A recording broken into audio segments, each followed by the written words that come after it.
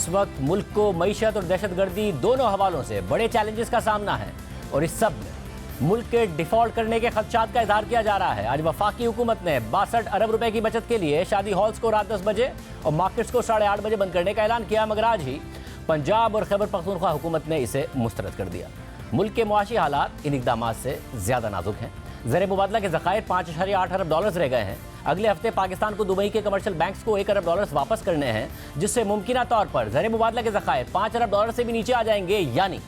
एक माह की दरामदात के पैसे भी पाकिस्तान के पास नहीं होंगे। पाकिस्तान को IMF प्रोग्राम की सख्त ज़रूरत है और इसके लिए IMF का मुतालबा है कि हुकूमत करेंसी को मार्केट पर छोड़ दे, नए टैक्सेस लगाए, गर्दिशी कर्जे कम करने के लिए बिजली और गैस की कीमतों में इजाफा करे, मगर हुकूमत अभी तक हिचकिचाहट का शिकार है और ये IMF प्रोग्राम गुज़िश्ता 1 बरस में बार बार मुश्किलात का शिकार हुआ है। पहले तहरीक इंसाफ की हुकूमत में और अब दूसरी बार PDM की हुकूमत में, और वजह यही है कि हुकूमत IMF से वादा करती है, फिर किस्त लेती है और फिर वादा खिलाफी करती है, और इस सब में दिसंबर के अदाद शुमार आने वाले दिनों में मजीद सख्त फैसलों की निशानदेही कर रहे हैं, क्योंकि हुकूमत को अगले 3 माह में बैरूनी कर्जों की अदायगी के लिए 8.3 अरब डॉलर दरकार हैं, जबकि डोमेस्टिक मार्केट से 4,800 अरब रुपए कर्ज लेना है, जिसमें से 1,600 अरब रुपए सिर्फ जनवरी के महीने में 3 ऑक्शन से इकट्ठे करने हैं। और सोने पर सुहागा यह है कि हुकूमत के खर्चों में इजाफा हो रहा है और टैक्स कलेक्शन में दिसंबर के महीने में बड़ा शॉर्टफॉल सामने आ गया है और 965 अरब रुपए की टारगेट की जगह FBR ने 740 अरब रुपए का टैक्स जमा किया है, यानी 225 अरब रुपए टारगेट से कम। और इतने बड़े शॉर्टफॉल की वजह से FBR अपने इब्तिदाई 6 माह के टारगेट से भी पीछे चला गया है और इब्तिदाई 6 माह में FBR ने 3,646 अरब रुपए के टारगेट की जगह 3,428 अरब रुपए टैक्स इकट्ठा किया है, जो टारगेट से 218 अरब रुपए कम है। यानी IMF का दबाव और बढ़ेगा और हुकूमत के तमाम ऑप्शंस खत्म होते नजर आ रहे हैं। या तो IMF की डिमांड्स पूरी करे या फिर मुल्क डिफॉल्ट करे, और डिफॉल्ट की सूरत में ना सिर्फ करेंसी बुरी तरह गिरेगी बल्कि महंगाई 3 गुना तक बढ़ सकती है। दिसंबर के महीने में महंगाई पहले ही 24.4% की इंतहाई बुलंद सतह पर रही, यानी महंगाई में इजाफा एक आम आदमी की आमदनी से पहले ही बहुत ज़्यादा है। BR रिसर्च के मुताबिक एक मजदूर की आमदनी में तो 12% का इजाफा हुआ है, मगर 20% से ऊपर महंगाई के साथ उसकी आमदनी दूसरी सहमाई में -13% रहेगी, यानी एक आम आदमी की कमाई में इजाफा पहले ही महंगाई के मुकाबले में बहुत कम है। और अगर हुकूमत IMF की शराइत मानती है तो महंगाई में मजीद इजाफा होगा, मगर अगर शराइत नहीं मानती और मुल्क ने डिफॉल्ट किया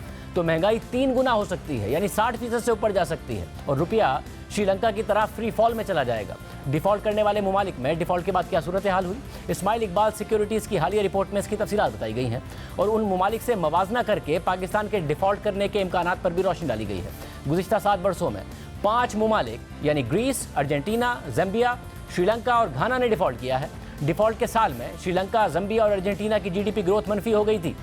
श्रीलंका में डिफॉल्ट के बाद सूरत हाल मजीद खराब हो गई, ज़र मुबादले के ज़खायर ख़त्म हो गए, करेंसी 50% तक गिर गई, महंगाई 25% से बढ़कर 61% पर चली गई और फिर डिफॉल्ट के बाद चीन और इंडिया से इमदाद के बावजूद श्रीलंका में इस वक्त ज़रूरी अशिया जैसा कि पेट्रोलियम मसनूआत, दवाइयाँ और खाने पीने की अशिया की शॉर्टेज का अभी भी सामना है। 10-10 घंटे की लोड शेडिंग हो रही है और इस सूरत हाल में श्रीलंका की 2 सबसे बड़ी बरामदात जो टेक्सटाइल और चाय हैं वो भी मजीद गिर रही हैं, क्योंकि खरीदार दीगर ममालिक की तरफ शिफ्ट हो रहे हैं, जिससे ज़र मुबादला का क्राइसिस मजीद बढ़ता जा रहा है। रिपोर्ट के मुताबिक अर्जेंटीना की मईशत 2020 में डिफॉल्ट करने के बाद से संभल नहीं पाई है। महंगाई मुसलसल बढ़ती रही, करेंसी मुसलसल गिरती रही, सरमायाकारों का एतमाद कम होता चला गया और वो अर्जेंटीना में अपनी सरमायाकारी कम करते चले गए और मईशत मुसलसल सुकड़ रही है। जबकि ग्रीस 2015 में डिफॉल्ट करने वाला पहला तरक्की याफ्ता मुल्क था, उसके बाद बेरोजगारी 24.9% पर पहुंच गई, मईशत सुसरवी का शिकार हो गई, तिजारती खसारा बढ़ गया और पेंशन्स में भी कटौती करना पड़ी। रिपोर्ट के मुताबिक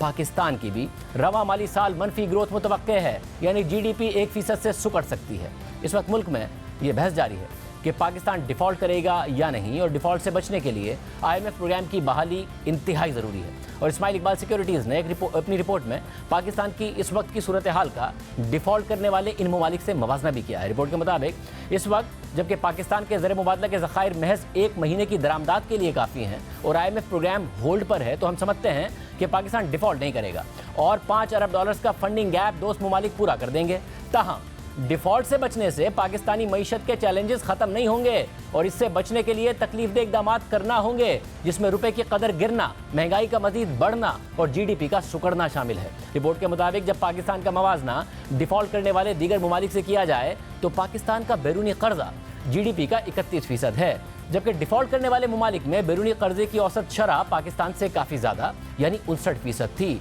रिपोर्ट के मुताबिक पाकिस्तान का ज़्यादातर कर्जा बैनुल-अक़वामी इदारों और दोस्त ममालिक से लिया हुआ है, जिसके रोल ओवर होने के इम्कानात हैं, जबकि डिफॉल्ट करने वाले दीगर ममालिक के बैरूनी कर्जे का बड़ा हिस्सा यूरो बॉन्ड्स की सूरत में था। रिपोर्ट में बताया गया है कि पाकिस्तान का यूरो बॉन्ड्स की मद में लिया गया बैरूनी कर्जा टोटल कर्जे का 4% है, जबकि घाना के केस में यह शरह 46% थी। श्रीलंका का यूरो बॉन्ड्स की मद में कर्जा टोटल कर्जे का 23%, ग्रीस का 15%, जंबिया का 23% और अर्जेंटीना का 23% था, जो पाकिस्तान के 4% से बहुत ज़्यादा है। रिपोर्ट के मुताबिक घाना, जो गुज़िश्ता महीने दिसंबर में डिफॉल्ट हुआ, उसका फिस्कल खसारा बहुत ज़्यादा था और वो उसे इंटरनेशनल मार्केट्स में यूरो बॉन्ड्स का इजरा करके फाइनेंस कर रहा था। मगर रूस यूक्रेन जंग, बिगड़ती हुई मुआशी सूरत हाल और बैनुल-अक़वामी सतह पर बढ़ती हुई शरह सूद ने बैनुल-अक़वामी मार्केट से कर्ज लेने के दरवाजे घाना पर बंद कर दिए और मुल्क डिफॉल्ट कर गया। श्रीलंका के केस में कोरोना की वजह से टूरिज्म का गिरना और चाय की फसल मुतासर होने की वजह से बरामदात का गिरना डिफॉल्ट की वजह बना। अहम बात यह है कि ज़र मुबादला के ज़खायर गिरते चले गए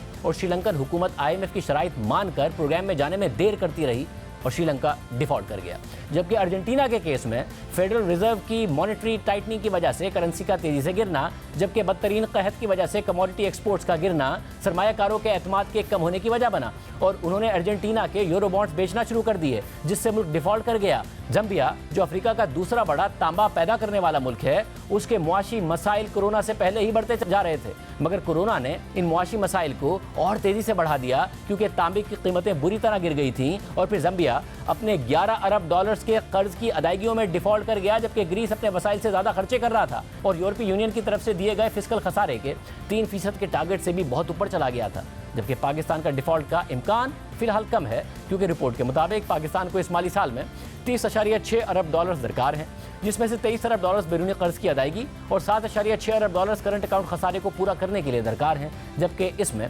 25.4 अरब डॉलर्स के इनफ्लोज आ जाएंगे और 5.3 अरब डॉलर्स का शॉर्टफॉल रह जाएगा। रिपोर्ट के मुताबिक इस बात का इम्कान है कि पाकिस्तान ये फंडिंग गैप सऊदी अरब से 3 अरब डॉलर्स डिपॉजिट, 60 करोड़ डॉलर्स की ऑयल फैसिलिटी और 1.45 अरब डॉलर्स की चीन से स्वाप फैसिलिटी के जरिए पूरा कर लेगा। दूसरी तरफ हुकूमत ने पेट्रोलियम डेवलपमेंट लेवी की मद में 855 अरब रुपए का टारगेट रखा है, मगर IMF के मुताबिक पूरे माली साल में हुकूमत टारगेट से 300 अरब रुपए कम जमा कर पाएगी। इसलिए एक तरफ IMF का दबाव है और दूसरी तरफ पेट्रोल पर तो लेवी को 50 रुपए कर दिया गया है, मगर 1 जनवरी को भी डीजल पर लेवी में 2.5 रुपए का इजाफा करके उसे 32.5 रुपए किया गया है, यानी 17.5 रुपए के इजाफे की गुंजाइश अब भी बाकी है और पाकिस्तान टारगेट से बहुत पीछे है। और अब इतलात है कि हुकूमत कानून साजी करके पेट्रोलियम लेवी को 50 रुपए से बढ़ाकर 70 से 100 रुपए कर सकती है ताकि टारगेट पूरा किया जा सके, क्योंकि इब्तिदाई 6 माह में डीजल की खपत में 23% कमी आई है और पेट्रोल की खपत में भी 15% की कमी आई है, जिससे भी पेट्रोलियम लेवी टारगेट से कम रही है। अब हुकूमत कम आमदनी वाले तबके को टारगेटेड सब्सिडी देने का सोच रही है। ये बात भी हमने वज़ीर ख़जाना इसाक डार के सामने रखी थी कि कम आमदनी वाले अफराद को टारगेटेड सब्सिडी दे दें पेट्रोल पर, तो जिसकी जितनी बड़ी गाड़ी है उसका इतना बड़ा फ़ायदा है। डॉक्टर साहब, आपने कहा कि कोई 7-1 अरब रुपए आप निकाल सकते हैं और आपने जो क्वार्टर के आपकी का रेवेन्यू है वो भी टारगेट से ज़्यादा है, मगर एक और मसला है, आपने कहा सैलाब के बाद अवाम वैसे इतना भुगत रहे हैं, तो मैं चाहता था कि उनको रिलीफ दिया जाए। अब ज़रा जिसकी जितनी बड़ी गाड़ी है उसको तो बड़ा रिलीफ मिल गया, अगर आपने सैलाब ज़दगान को देना था तो ज़्यादा बेहतर नहीं था टारगेट सब्सिडी और ज़्यादा दे देते, क्योंकि हाई स्पीड डीजल और हमने देखा है पेट्रोल की जो कंजम्पशन है उसमें ईयर ऑन ईयर 26% और 22% की कमी है। इसका मतलब इसका इम्पोर्ट पर भी प्रेशर पड़ता है, तो गरीब आदमी को डायरेक्ट सब्सिडी दे दें, क्योंकि जितना अमीर होता है, जितनी बड़ी गाड़ी होती है, उसको और ज़्यादा सब्सिडी मिल जाती है, उसको और ज़्यादा इस 7 अरब रुपए का फ़ायदा होगा। देखिए, आप सही कहते हैं, फिर शायद ये नहीं से मैटर ऑफ डिबेट के प्रायोरिटीज़ वाली बात है कि आप अगर उसमें तो हम दे ही रहे हैं, हर एक का अपनी अपनी सोच है। मेरा ख्याल है कि जी जितना हमने इसको इंक्रीज़ किया है, ये 5-7 अरब उनको अगर हम उधर दे देते तो चलें, लेकिन शायद इससे लोगों को ज़्यादा खुशी एक नफ्सियाती फील गुड फैक्टर है। वो अब एक्सपेक्ट कर रहे हैं कि जी शुक्र है वो जो हर दफ़ा एक बुरी खबर सुनने को मिलती थी वो रुक गई है। जब मिफ्ताह इस्माइल वज़ीर ख़जाना थे तो वो भी पेट्रोल डीजल की कीमतें बढ़ाने के हामी थे और उस ज़माने में पाकिस्तान IMF प्रोग्राम में होने के बावजूद दुनिया का वाहिद मुल्क था जो पेट्रोल डीजल और बिजली पर सब्सिडी दे रहा था, यानी महंगा खरीद कर सस्ता बेच रहा था। क्योंकि इमरान खान अपनी हुकूमत जाता देखकर IMF प्रोग्राम की खिलाफ वर्जी कर गए थे और सब्सिडी दे गए थे। हालांकि उस वक्त के वजीर खजाना शौकत तरीन खुद समझते थे कि कीमतें बढ़ानी हैं, इस तरह नहीं चल सकते। IMF ने कहा है कि पेट्रोलियम डेवलपमेंट लेवी की मद में पैसे इकट्ठे करें, मोटरसाइकिलों पर सब्सिडी दी जा सकती है, सबको ब्लैंकेट सब्सिडी नहीं, मगर फिर ब्लैंकेट सब्सिडी देने का फैसला कर लिया क्योंकि हुकूमत जारी थी।